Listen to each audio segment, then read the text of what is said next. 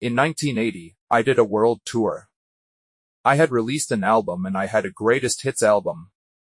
And the demands on my time were enormous. Boz Scaggs was not simply successful. He was everywhere.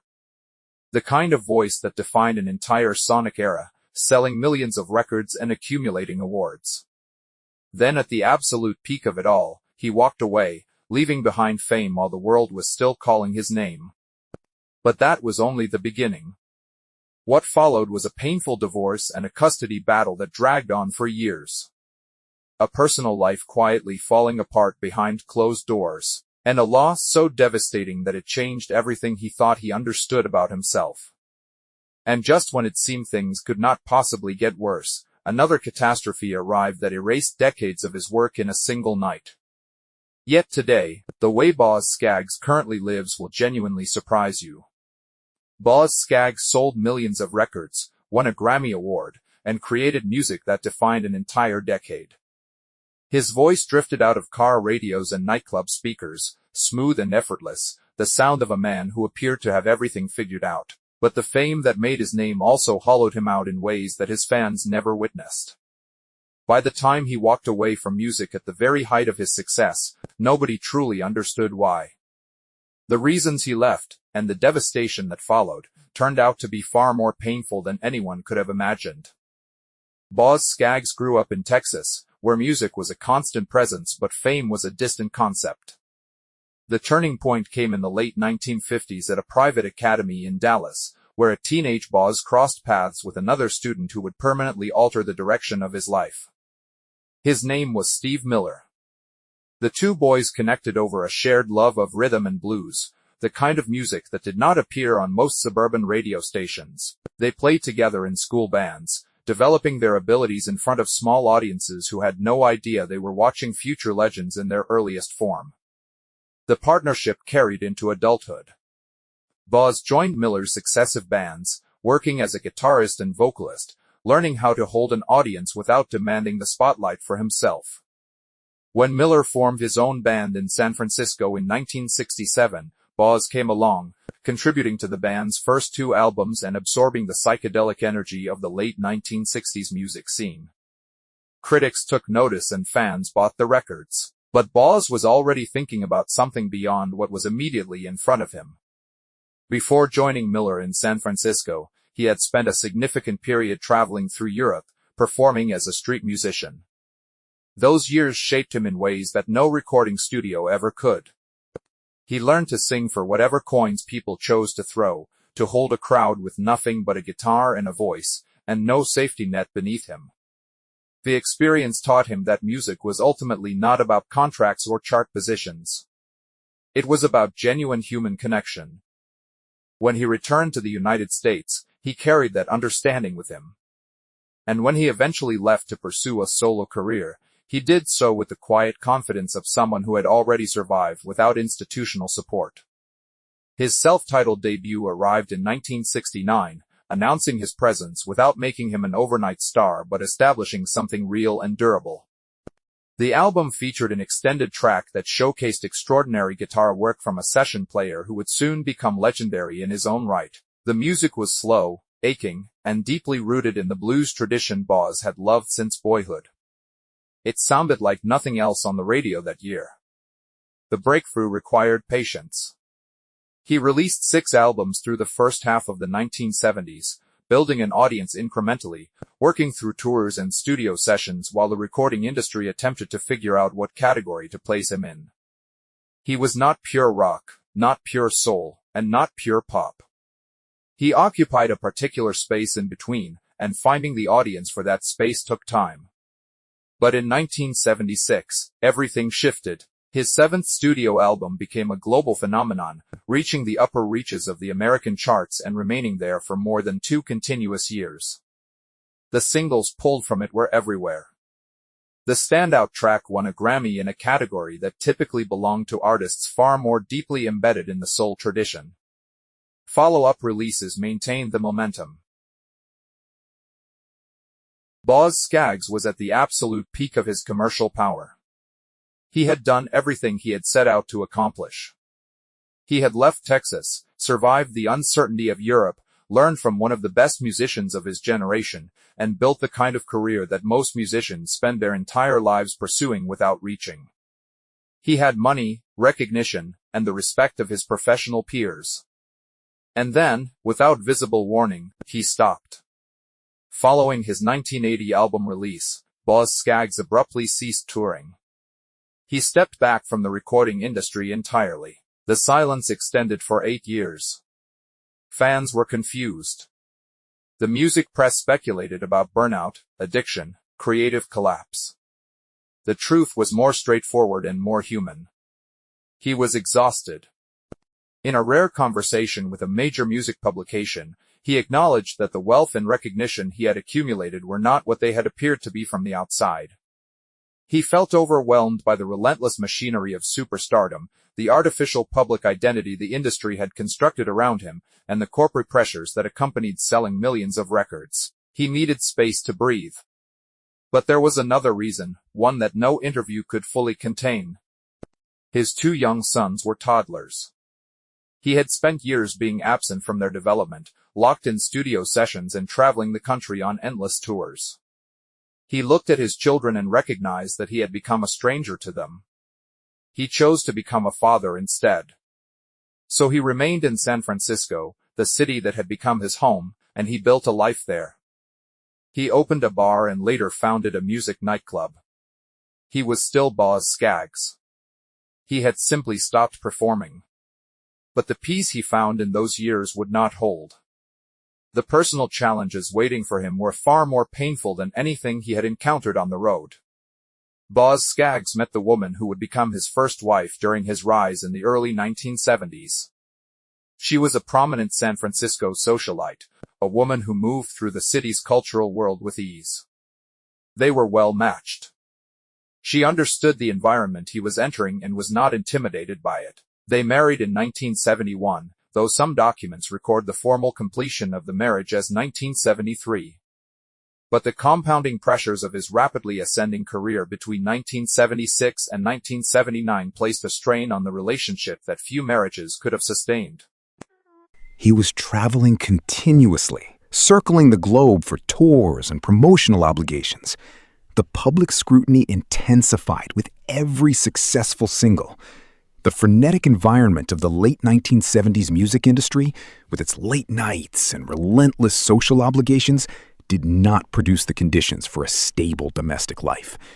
The distance between them grew steadily, and by 1980, the marriage had already fractured beyond repair. They separated and filed for divorce that year. The same year, Boz made the decision to step away from touring. The timing was not coincidental. His professional life and his personal life were unraveling simultaneously, and the legal end of the marriage was only the beginning of what would follow. What should have been a straightforward divorce descended into a prolonged, emotionally draining, and highly publicized custody dispute. The legal proceedings stretched across 3.5 years, 42 months of lawyers, depositions, hearings, and nights that offered no rest. For a man who had built a career writing about love and loss, watching his family come apart in a courtroom was something no amount of craft or experience could have prepared him for. The ongoing legal proceedings kept Scaggs bound to San Francisco. He could not leave. Judges made that clear at every stage. Had he conceded full custody to his ex-wife, he could have relocated to New York, immersed himself in a new creative environment, and worked to rebuild the career momentum he had abandoned. But conceding custody meant surrendering his sons.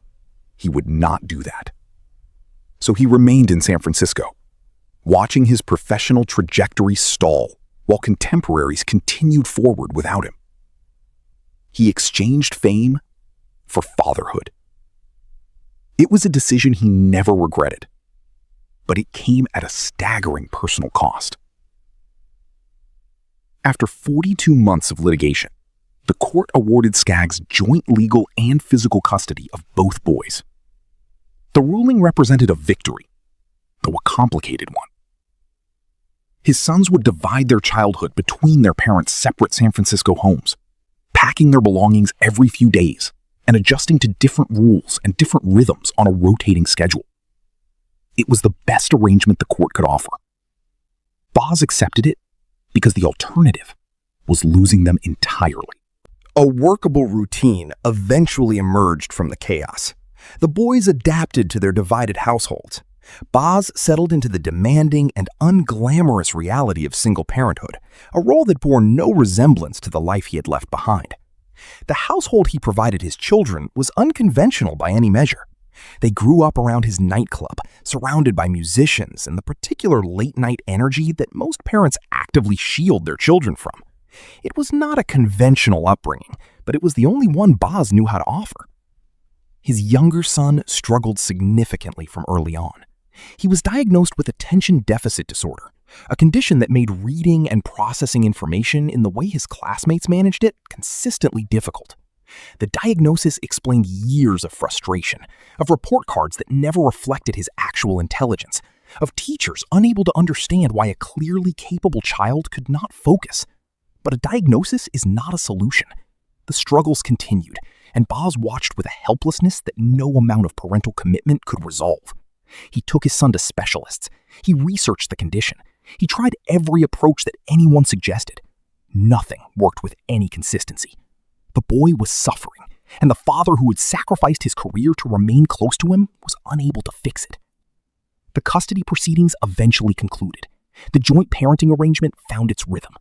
The boys grew older, and the acute crises of childhood gave way to the different and more unpredictable challenges of adolescence. Boz began to imagine a future in which his sons would be independent adults, in which the brutal years of divorce and litigation would have faded into the background. He began thinking about music again, about the possibility of returning to the studio, of reclaiming the creative work he had set aside. But before any of that could happen, the loss that every parent most fears arrived without any warning at all. On New Year's Eve of 1998, Boz Scaggs received a telephone call from his eldest son. His 21-year-old son, Oscar, was dead. The call came on a night when the rest of the world was celebrating and making plans for the year ahead. For Boz, that date would never carry the meaning of celebration again. It would always mean the night his son stopped breathing. The circumstances of Oscar's death added another dimension of pain to an already unbearable loss. He was found unresponsive in an inexpensive single-room occupancy hotel in San Francisco's Mission District. The room cost $29 a night. It was the kind of place people went when they had run out of other options. Oscar was discovered by a friend who was required to make the call and watch as paramedics worked. The official investigation delivered the final confirmation. Oscar had died from an acute accidental overdose. An addictive substance had been found in his system, and his body had been unable to withstand it. Despite having been raised in considerable comfort, despite having a father capable of affording the most respected rehabilitation programs and medical specialists, Oscar Kimmy was found with less than $1 remaining in his possession. The addiction had consumed everything else. To understand how Oscar came to be in that hotel room on that particular night, one must understand the grief he had been carrying for more than a year. His closest friend was a young man named Nicholas Traina, the 19-year-old son of celebrated novelist Danielle Steele. Oscar and Nicholas had grown up together, two boys from privileged San Francisco backgrounds who had navigated adolescence side by side. In September 1997, 15 months before Oscar's own death, Nicholas Traina died of an overdose at 19 years old. Oscar attended the funeral and watched his best friend's family shatter around their loss. He carried that grief with him every day and never fully worked through it. Prior to his death, Oscar had completed an intensive rehabilitation program. His parents believed he had turned a corner. His friends believed the same. Everyone in his life was convinced that witnessing Nicholas's death had frightened Oscar into choosing differently, that he had looked directly into that abyss and decided he did not want to fall. He had a job. He was showing up consistently. He had been seen smiling again. On the day he died, he left his mother's home in good spirits. Hours later, he was found unconscious. The relapse was sudden, invisible to everyone who cared about him, and final. 12 days after Oscar's death, Boz broke his public silence. He spoke to a San Francisco newspaper that had covered his rise, his years away, and his quiet period managing a nightclub. The man who sat for that interview was not the polished artist of his commercial peak. He was a father who had buried his child. He described the loss as a parent's worst nightmare, as though an explosion had occurred and everything had been reduced to fragments. There was nothing left of the world as he had known it. Grief could have consumed him entirely. Many parents who lose a child retreat into silence, unable to continue engaging with a world that keeps moving while their own has stopped. Boz chose a different response. He directed his grief outward and turned it into action. He used the public recognition he still carried to speak forcefully about what he described as a crisis of addiction threatening his city. He did not soften his language. He called the people who sold destructive substances purveyors of death. He said that every transaction had a family attached to it somewhere. He called for better education, stronger prevention resources, and more meaningful support for young people confronting the reality of addiction. A private memorial service for Oscar was held on January 5th, 1999. The location was not a church or a funeral home. It was Slim's, the nightclub Boz had opened during his years away from touring, built precisely so that he could remain close to his children. The irony was almost unbearable. He had created that space to stay near his boys. Now he was using it to say goodbye to one of them. Friends, family, and fellow musicians filled the room. They spoke about Oscar. They played music. They cried. And when the service ended, Boz walked out into a city that felt permanently different from the one he had known before. He had survived the divorce. He had survived the custody battle. He had survived the collapse of his career momentum. But this was different. This was his son. And before he had even begun to process the depth of that loss, another disaster was already waiting. In the late 1990s, Boz and his second wife Dominique relocated north from San Francisco to a historic property in the Atlas Peak region of Napa Valley. The move was intended as a fresh beginning, a way to step away from the memories that San Francisco now carried and to build something new and quieter. They established a vineyard on the land, planting grapes using organic methods and learning the patient rhythms of viticulture. Boz threw himself into the physical and intellectual demands of the work, absorbing the particular discipline required to wait years for a harvest to materialize. The property became his refuge. The vineyards became his form of meditation. For nearly 2 decades, the land gave him something that music had never been able to provide: a quiet and predictable rhythm that did not depend on chart positions or audience approval. Then, on October 8th, 2017, that refuge turned to ash. The North Bay wildfires tore through Napa County with a speed that left residents almost no time to respond. The specific fire was named for the geographical feature near where it originated. Driven by dry conditions and powerful winds, the wall of flames moved faster than any organized response could contain. It jumped roads and fire breaks. It overwhelmed the careful precautions that property owners had taken. When it reached the Scaggs vineyard, it did not slow. The fire swept directly through the property and consumed everything in its path. The destruction was absolute. The family home where Boz and Dominique had lived for nearly 20 years was completely destroyed. The agricultural infrastructure collapsed into smoldering debris. The personal recording studio where Boz had written and developed ideas for future work disappeared entirely. The structures were not damaged or partially compromised. They were reduced to the ground. When the fire passed and the smoke cleared, nothing remained standing. The